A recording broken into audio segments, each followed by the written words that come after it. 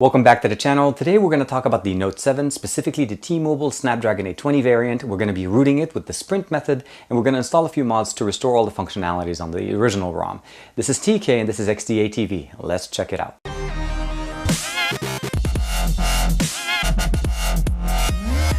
We have two different threads that we need to follow. The first one is put together by Overdrive. XDA recognized the contributor, and the process really relies on the process that Frieza put together on the XDA forum, explaining to us on how to root our device using the Sprint method. Now, this is not a Sprint device. I'm using a T-Mobile device, but we're going to be flashing a Sprint tar file, essentially a Sprint firmware on our device to be able to gain root without tripping Knox. Main thing we need to do to our device before we start any of these things is turn it into download mode. So on our device, go ahead and just use volume down, power and home, hold it. Volume up goes continue, volume down to cancel. When you go to volume up, it puts you into download mode. And then we're going to open up Odin. On the right side, just open Odin, unzip it, put it into the right folder. I'm going to move it here to the left. You'll notice that it says COM5, and that basically means that my device is connected, and it says added. We're going to go ahead and load the actual file itself. So we're going to go into AP. And we have the two files. I'm not going to load the CP one. As you notice, it already says CP in the front. I'm just going to go to hold all the SP. This is the Sprint. So we'll go ahead and say open. Give it a second to load. This is going to take some time. Unfortunately, you need to be aware of that this ROM or this firmware is not optimized for first boot, which means the first boot is going to take forever. So be patient, let it finish once you're done. At this point, the file has loaded. You'll notice this leave CS, check-in MD5 finished successfully. So that means the file is correct. Make sure you've backed up all your information before you proceed at this point, because there is no coming back from this. We're going to go ahead and hit start. And as you notice on the top left here, it's going through the different processes. So we're going to give it a few seconds to finish up. It's going to flash the entire system. The boot up and the first boot up did take some time, and I was actually about maybe 15 minutes or so for it to actually finish up booting up. We're going to go log into our device, but we're not going to log into our Samsung account. We're going to go and log into our Google account and then go into the Google Play Store and uncheck the option of updating the applications. Go directly into the Google Play Store here. It says auto update over Wi-Fi. You can say do not auto update apps. So this is the main option that you need to say, do not auto update apps. So at this point, we're pretty much done with the device. It booted up. At this point, we're going to switch over and actually start modifying it and make sure to get the SuperSU installed. We'll open up a terminal window on our computer. I have Universal ADB installed, which means I can actually launch ADB anywhere. I'm already in this folder, so if I do the directory, I can see that my files are in there. What we need to do at this point is we need to do an ADB push SU. Before we do that, we need to go in and we're going to need to turn on USB debugging. Actually, it's turned on for us by default here, so that's pretty good. We'll go ahead. So I'm going to copy the command ADB push sun7. Now the folder should have already been unzipped. If you don't have it unzipped, then this is not going to work. So as unzipped folder, you go ahead and push it over. So it's going to push them one at a time. Now, once the actual commands are done, what we need to do essentially is change the permission on it. So we're going to use, again, ADB shell. The command, again, is post this for us. We'll be able to just copy it over. I'm going to say copy, go in, and paste. And it's going to change the permission to be 0777, which is what we want it to be. Launch the ADB shell. So we're just going to say ADB shell. And then just to type in CD, we're going to go into that directory. Here, if we do ls, just for a listing, we'll see that the files are in there. And all we need to do at this point is run the command, the root.sh. And this is going to push our SuperSU version 2.74-2 and root the device.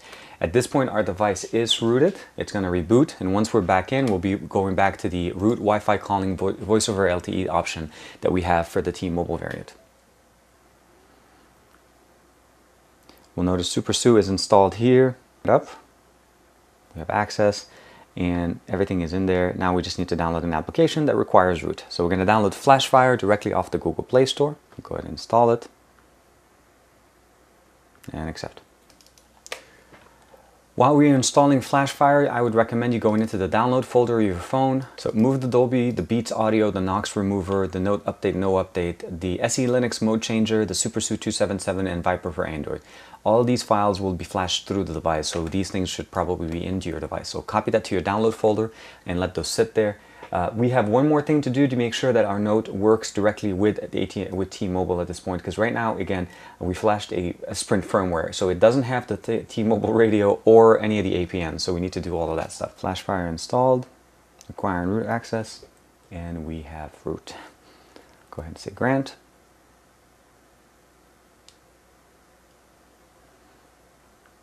Go back, FlashFire is turning on, it's available. I'm going to go ahead and agree, and then we'll say no thanks right now, but we will definitely follow up. And then we're going to say flash, and then we're going to go basically a restore flash firmware package zip or OTA. We're going to go here, go directly under our download folder. And again, I'm going to choose to go with the one with the mod, not no mod. So you can go at the Note 7 update or Note 7 update mod. I'm going to go with the Note 7 update here. I'm going to keep everything the same, and I'm just going to say flash.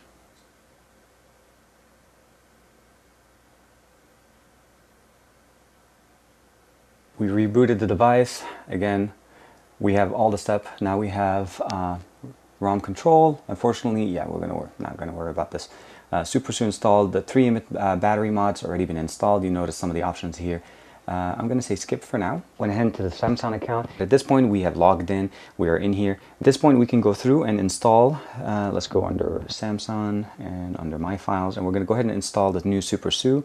Let's say My Device, download, and SuperSU APK. We're going to go through and install it. So say settings, and then unknown sources, say yes, click OK, install.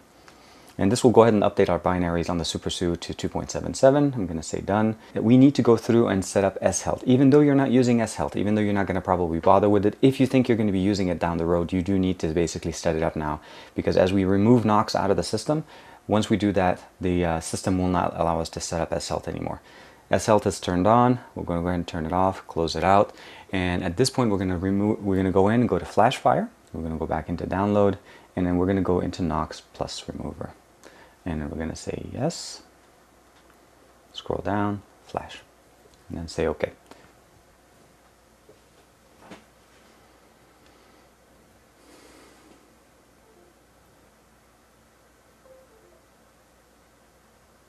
Once the device rebooted, again, we did the S-Health setup. We just need to go in there and remove or reset our APNs. And it's going to make sure all of the APNs are actually reset at this point and that there is nothing. And you'll notice the T-Mobile LTE shows up by itself. Now, the last thing we need to do is we need to flash the T-Mobile radio. To do so, we need to shut off our device. And then we're going to go back into download mode and then flash the actual modem. So we'll open up Odin on our PC, load the CP file as we had before.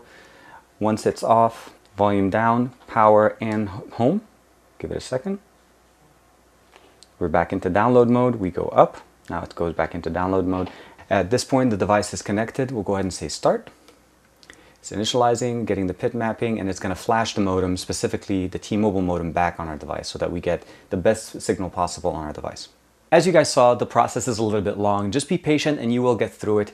At the end of this process using this thread, you are going to have all the functionalities, voice over LTE, Wi-Fi calling, all the same functionalities that you had on your T-Mobile ROM using this base. The only thing you're not going to have is any of the T-Mobile specific things, but again, you can just download those directly from the Play Store if you want them. This does actually support the T-Mobile as well as the AT&T and of course the Sprint variants of this device.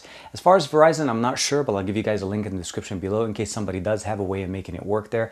At the end of the day, make sure you flash your T-Mobile radio, otherwise you're not going to get really good reception on this device. But again, it's really, really exciting to be able to get root and have functionalities. The next thing on the list for me is going to be installing Xposed, installing other mods, things that we want to get on our Note 7. Of course, we deep loaded it, so it's going to run a lot faster. So for me, I'm really excited to be able to use this for the next few days. Thank you very much for the support. Like and subscribe to this channel, like and subscribe to my channel, and I will see you guys in the next one.